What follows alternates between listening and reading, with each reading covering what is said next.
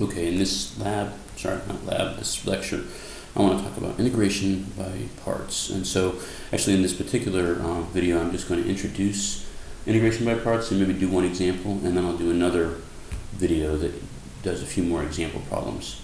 So let's begin with, instead of integration, let's start with taking the derivative. So if we have something like x minus 1 times e to the x, how would I take the derivative of that? So you might recognize this as a product, right? So we have, if you recall, we have f of x times g of x, and we want to take the derivative of that product. Then it's the derivative of the first function times the second function plus the first function times the derivative of the second. Although we could switch these, right? Because the commutativity of addition, it wouldn't matter which one we took the derivative of first. But the idea is we take the derivative of one of them, leave the other alone, add to that the derivative of the other one times the one that you already took the derivative of. Anyways, so that's a quick review of the product rule. So applying that here, if we take the derivative of the first, we're just left with 1 times the second function, which is e to the x, plus the first function, x minus 1 times e to the x. Now we can simplify here a little bit, right? So 1 times e to the x is e to the x, and if we distribute this e to the x here, we get plus x e to the x minus e to the x. So e to the x minus e to the x is 0, so this just simplifies to x e to the x. All right, so what does that, why would I start with the product rule if I want to talk about integration by parts?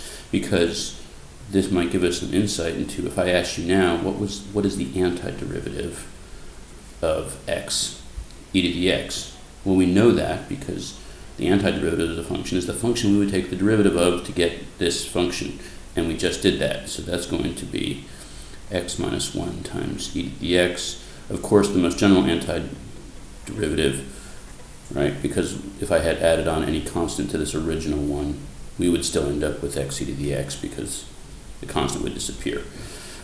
What this is about, what integration by parts allows us to do, is to get this by basically working the product rule in reverse, in some sense. So I'm going to just change from f and g to u and v in order to be consistent with the notation in the book. So just real quick, let's just write that down. So if we have u of x times v of x, then what we're looking at is, same thing up here, except I'm going to call the first one u and the second one v. So we have u prime of x times v of x plus u of x times v prime of x.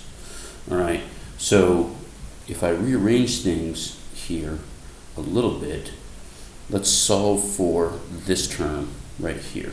So that means I would subtract this off of both sides, and I would get that u of x times v prime of x equals the derivative of this, u of x times v of x, minus this, right? I'm going to subtract that from both sides, so I got u prime of x v of x. All right, why am I doing this? Well, ultimately we want to basically find the antiderivative of this in terms of these. So if I say the antiderivative of u of x v prime of x with respect to x, all right, then that's the antiderivative of this whole side. So the derivative of u of x v of x minus u prime of x v of x. All right, actually it's, yeah, right, taking the antiderivative of this whole thing. Okay, now we already know that the antiderivative of the difference is the difference of the antiderivative, so I can rewrite that this way: u of x v of x,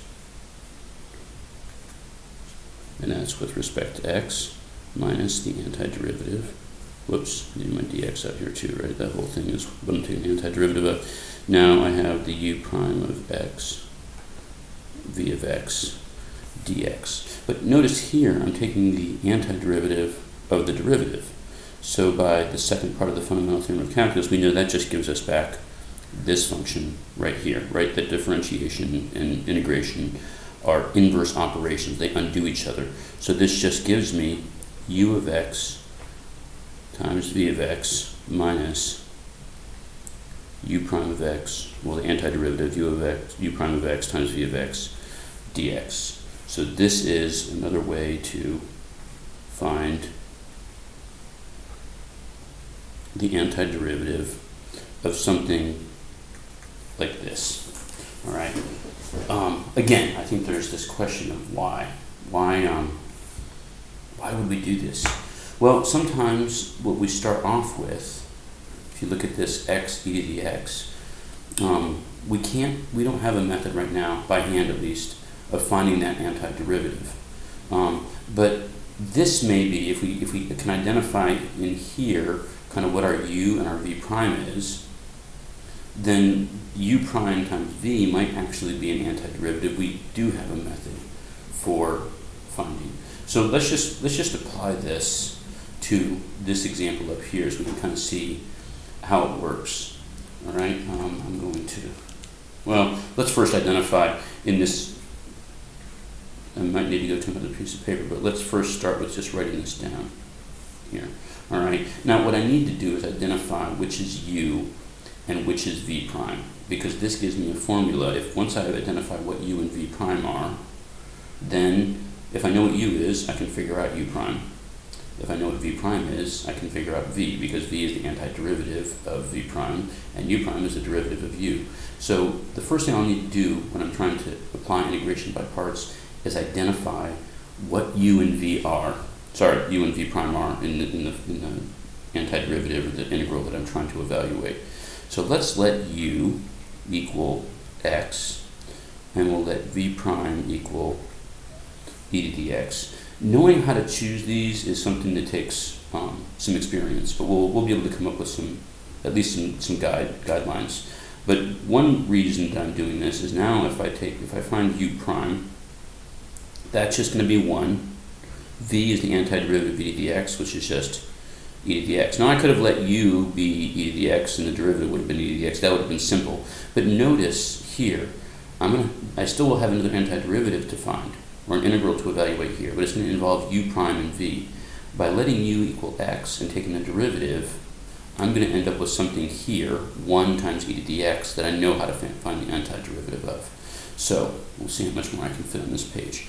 This then, after we do this, this antiderivative will equal u times v, so that's going to be my x times e to the x minus the integral of u prime, which is 1 times e to the x, so that's just e to the x dx.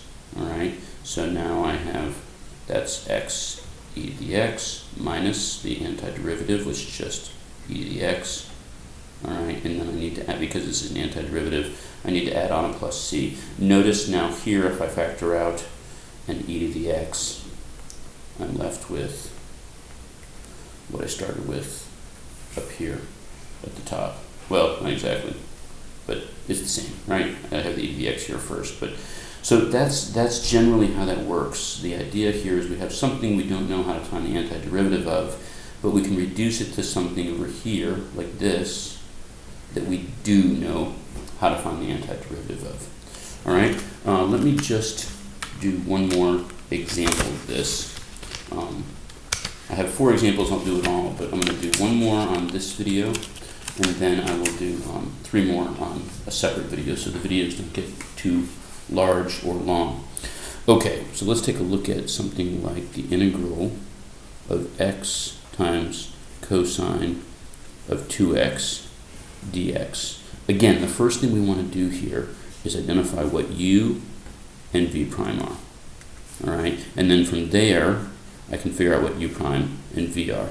Now, in general, if you have just an x hanging around, it's a good candidate for u, because once I take the derivative, I just end up with 1. All right, and then that means I'll be left with just taking the antiderivative of whatever v is because of the formula here. This is, I guess I should kind of start this. This is kind of the formula for integration by parts. This is the, ultimately, once I'm done here, once I find u and, identify u and v prime and then find u prime and v, ultimately this right here, I want it to be something that I know how to do. All right, so that's kind of the main criterion. Sometimes you're going to have to go into it, you're going to have to play with it and realize, oh, I don't know that, so I have to switch around what I called u and v prime. And we said v prime is going to be cosine of 2x.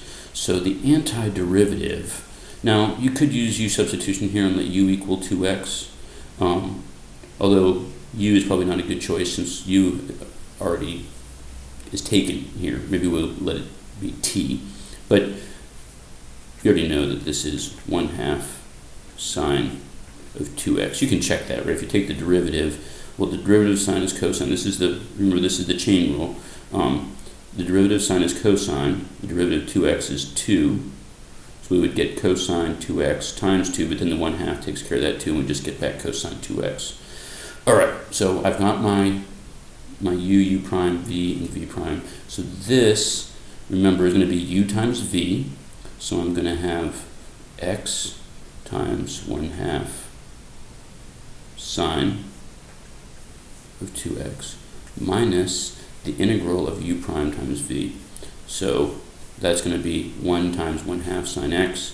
I can bring the 1/2 out front, sorry, sine of 2x